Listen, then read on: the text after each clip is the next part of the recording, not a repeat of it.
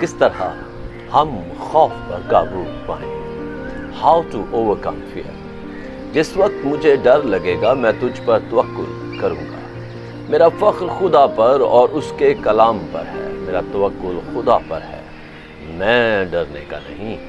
بشر میرا کیا کر سکتا ہے. زبور 56 اس کی 3 اور 4 آیت. خداوند یسوع مسیح کی سلامتی ہمیشہ آپ پر قائم رہے. ہر روز خدا کے بچوں کو خوف کے احساس کا سامنا کرنا پڑتا ہے، خاص طور پر جب وہ اپنی زندگی میں ترقی کرنے کی کوشش کر رہے ہوتے ہیں. 2 الگ چیزوں میں انتخاب کرنا، چوائس کرنا مشکل کام ہے.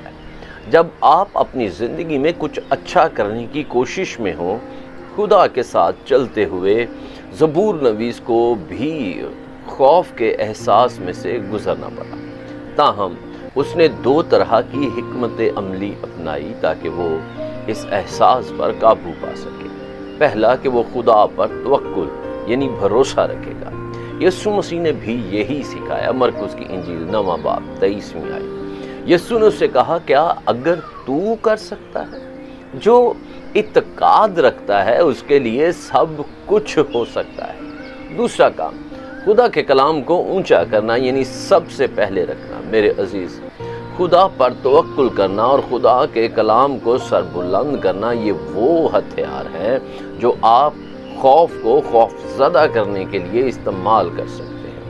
جب آپ خدا میں توکل کرتے ہیں تو خدا اپنے کلام میں سے آپ کی راہوں کا تعین کرے گا، اور جب آپ خدا کے کلام کو پا لیں تو اس کی شکر گزاری کرتے ہوئے اسے اپنے خوف پر غالب آنے کے لیے استعمال کرنا شروع کر دیں.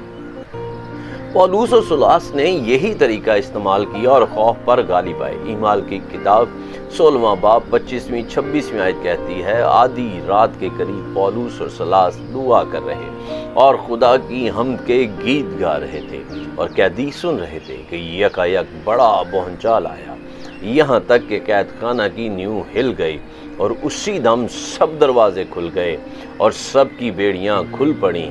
عزیزو، آپ کا ایمان اور خدا کے کلام میں بھروسہ آپ کے دل کو نئے گیتوں سے بھر دے گا اور آپ کا منہ خداوند کی ستائش کرنا شروع کر دے گا. اور توکل اور کلام مقدس کی روزانہ پریکٹس آپ کی زندگی میں معجزات کو جنم دے گی اور ہر طرح کا خوف بھاگ جائے گا. ہیلیلویا!